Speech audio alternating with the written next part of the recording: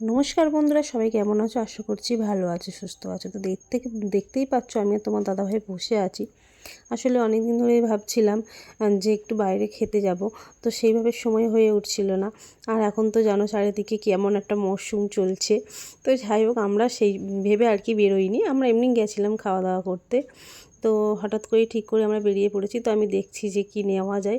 তো আমার দেখাটা মানে সেইভাবে কি হয়ে আমি নিজেরটা বলে নিয়েছি যে আমি কী খাবো। ও দেখছে, ও দেখার মধ্যেও আমি পাকামি মারছি যে দাও আমি একটু দেখি যে কী নেওয়া যায়, দেখো।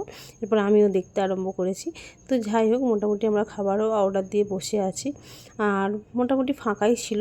আর আমরা সেইভাবে একটু গল্প ভিডিও করে নিলাম। তারপর দিয়ে দিয়েছিল প্লেট দুজনকে দুটো। আর আমি একটু টিস্যু দিয়ে আর কি মুছে নিচ্ছিলাম।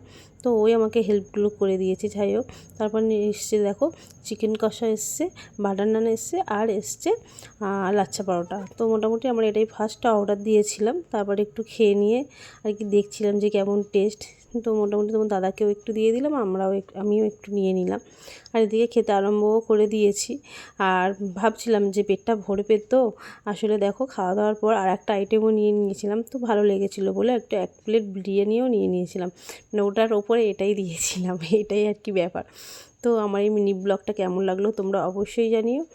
আর এই যে দেখো লাস্টে বিরিয়ানিটা অ্যাভারেজ ছিল, খুব যে ভালো ছিল তা না, মোটামুটি। কিন্তু চিকেন কষা, বাটার নান এগুলো সব কিছুই ভালো ছিল। তো লাস্টে একটু মিষ্টি করছিলাম। তো টাটা, বাই বাই। ভিডিওটা কেমন